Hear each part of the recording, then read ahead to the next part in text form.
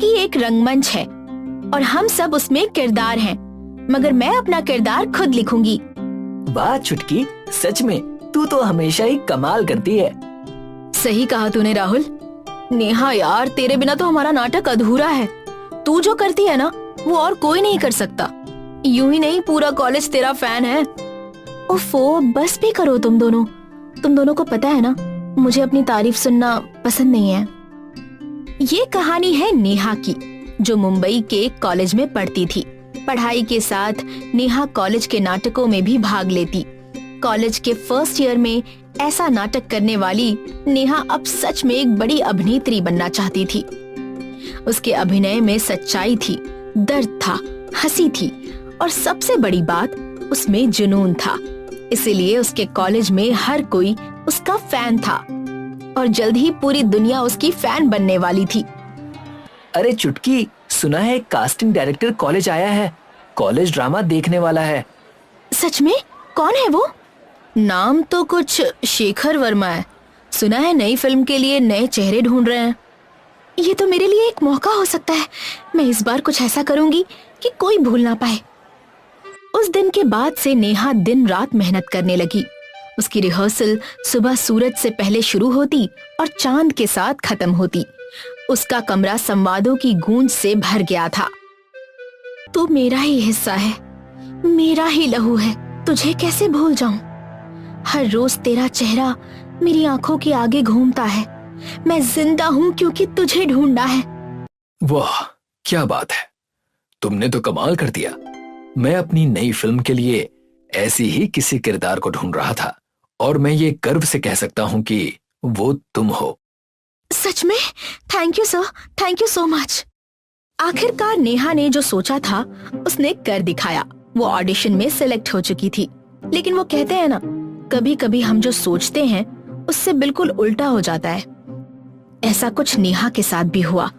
एक दिन देर रात कॉलेज से घर लौटते वक्त नेहा का एक्सीडेंट हो जाता है, जिसकी वजह से वो हमेशा के लिए अपाहिज हो जाती है। मुझे अफसोस है, लेकिन नेहा, तुम्हारा बायां पैर हमेशा के लिए कमजोर हो गया है। अब तुम पहले की तरह चल नहीं पाओगी। क्या इसका मतलब नाच, मंच, दौड़ना सब खत्म? चुटकी, तुम शांत हो जाओ। मैं जानता हूँ ये सब आसान नहीं है, लेकिन नहीं राहुल, तू नहीं समझ सकता। तुझे क्या पता मंच क्या है मेरे लिए? वो मेरी जिंदगी थी। अब मैं सिर्फ बोझ हूँ। सब खत्म हो चुका है, सब खत्म। जिसका डर था वही हुआ। एक्सीडेंट में नेहा ने सिर्फ अपने पैर नहीं गंवाए थे, बल्कि उसे नई फिल्म से भी बाहर निकलना पड़ा। एक ही झटके में नेहा का सब कुछ छीन लिया गया था। वो अब घर में रहती, दूसरे से मिलना उसे अच्छा नहीं लगता। उसे अब अभिनय करने वाली हर लड़की से ईर्ष्या महसूस होती। ये भी वही करेगी जो मैं करना चाहती थी, लेकिन मैं क्या कर रही हूँ? मैं बस घर में पड़ी पड़ी रो रही हूँ। क्यों हुआ मेरे साथ ये सब? क्या मेरे सपनों की कोई कीमत नहीं थी? नेहा ने अपने आप को घर में बंद कर लिया था, लेकिन उसके दोस्तों से वो सब देखा नहीं जा रहा था, जिसके कारण राहुल एक दिन नेहा से मिलने उसके घर जाता है। अरे नेहा, ये सब क्या है? तुमने तो खुद को कमरे में बंद ही कर लिया है। नहीं, तुम चलो मेरे साथ। आज शहर में आर्ट एग्जीबिशन है, हम वहां चलते हैं। इससे तुम्हारा मन थोड़ा बहल जाएगा। राहुल के कहने पर नेहा उसके साथ चली गई और जो उसने देखा उससे उसका नजरिया बदल गया।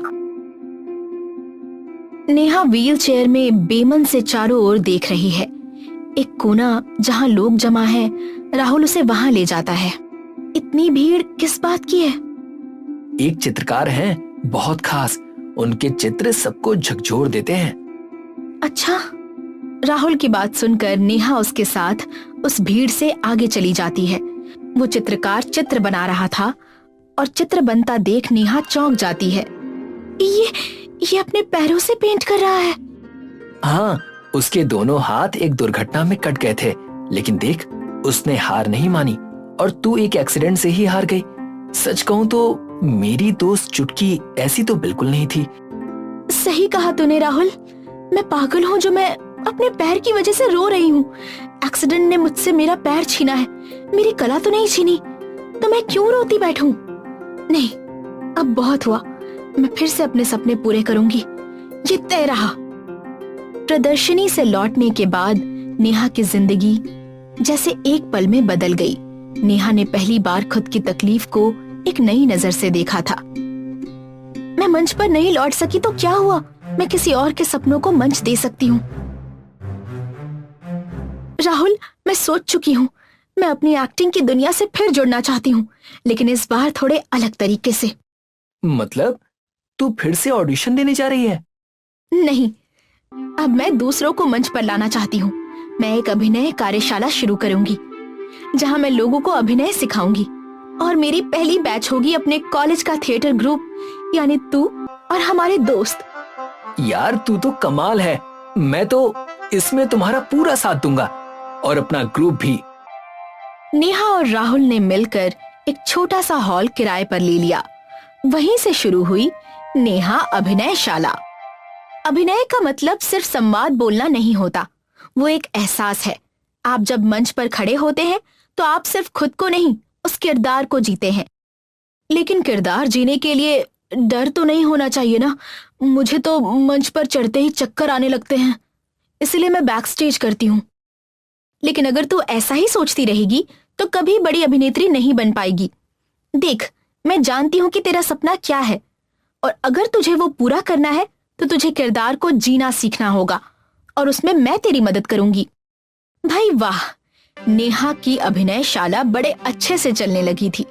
दिन बीते, हफ्ते गुजरे और आखिरकार शो का दिन आ गया। नेहा का ये पहला निर्देशन था, इसलिए वो थोड़ी डरी हुई थी। लेकिन जैसे ही नाटक शुरू हुआ, उसे देख लोगों की तालियां बरसने लगी। लोगों का इतना अच्छा रिएक्शन देखकर नेहा खुश हो गई।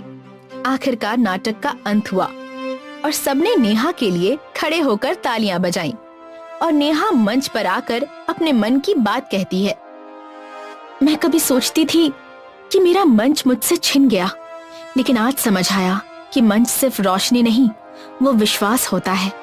आज मैं अभिनेत्रियों की भीड़ में नहीं, लेकिन इस सब के साथ मैं अपना सपना जी रही हूँ। आखिरकार नेहा का सपना सच हो ही गया। वो मशहूर अभिनेत्री तो नहीं बन सकी जिसके सपने उसने कॉलेज में देखे थे, लेकिन अब जब लोग उसके नाम को याद करते हैं तो कहते हैं वो एक बेहतरीन निर्देशक है जिसका नाटक जिंदगी को नई दिशा देता है।